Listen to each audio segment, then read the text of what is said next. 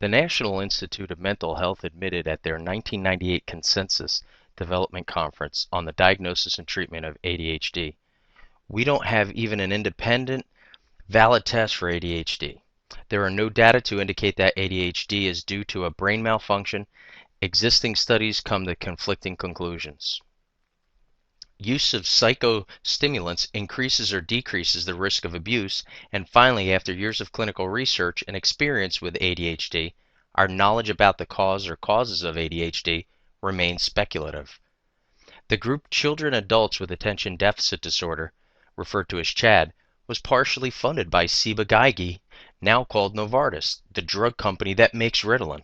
In the 90s, CHADD lobbied to make Ritalin non-prescription.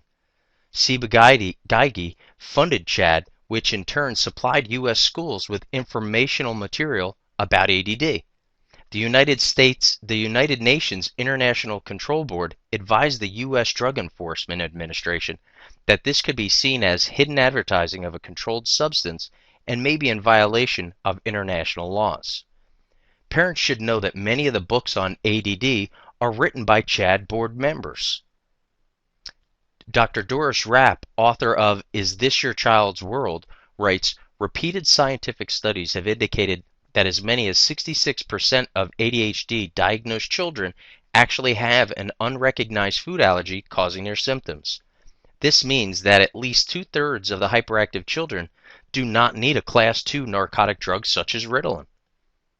Dr. Sidney Walker, director of the Southern California Neuropsychiatric Institute, states, hyperactivity is not a disease. It's a hoax perpetrated by doctors who have no idea what's really wrong with these children. What are the alternatives? Natural therapies support the body's innate ability to heal itself. There are both chemical and physical irritants to a child's nervous system which, when removed, help to restore normal function. Experts on how diet relates to these symptoms recommend limiting or removing refined carbohydrates, processed foods, which contain salicylates, and dairy products from the diet. Salicylates may be found in many of the foods we eat, including fruits, vegetables, seeds and nuts, beverages, sweeteners, as well as oils and fats. Positive results have been reported in diets with no white sugar, white flour, milk, preservatives, wheat, chocolate, oranges, and yeast. Observant parents and chiropractors have known for years that food allergies can irritate the nervous system of a child and produce hyperactive symptoms.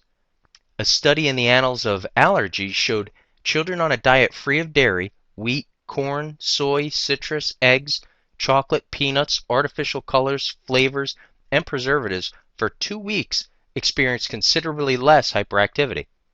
In a study published in The Lancet magazine, 116 out of 185 children labeled with ADHD responded favorably to a hypoallergenic diet supplemented by calcium, magnesium, and zinc, as well as vitamins. And Dr. John Upledger of Upledger Institute believes that many cases of these symptoms stem from a structural irritation to the nervous system.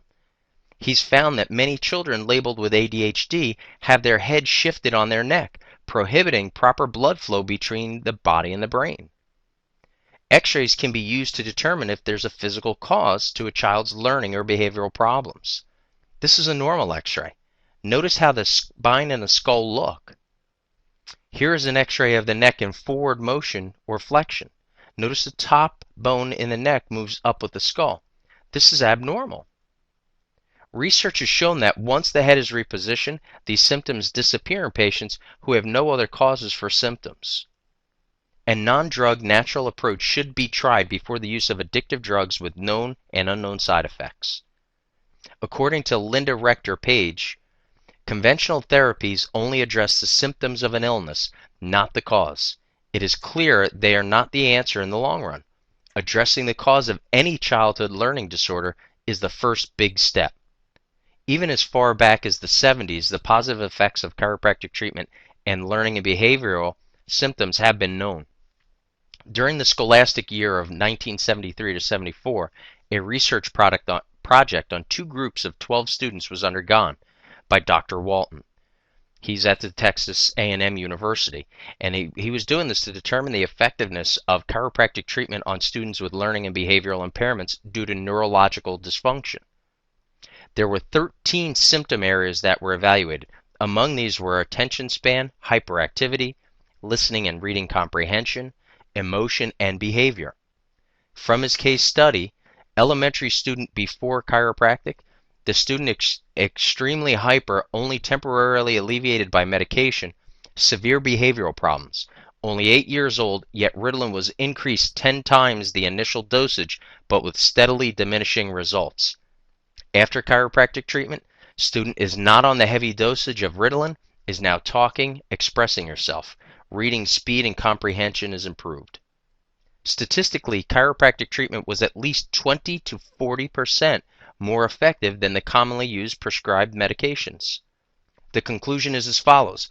Chiropractic treatment is largely overlooked, but is very effective in the treatment of children with learning and behavioral problems. Learning problems, symptoms, are not mysterious or of unknown origin any longer. Children are being successfully treated through natural, non-drug means. Do these faces look like they need drugs? What we do on the front lines to empower our school children today will empower the future of our nation. Thank you.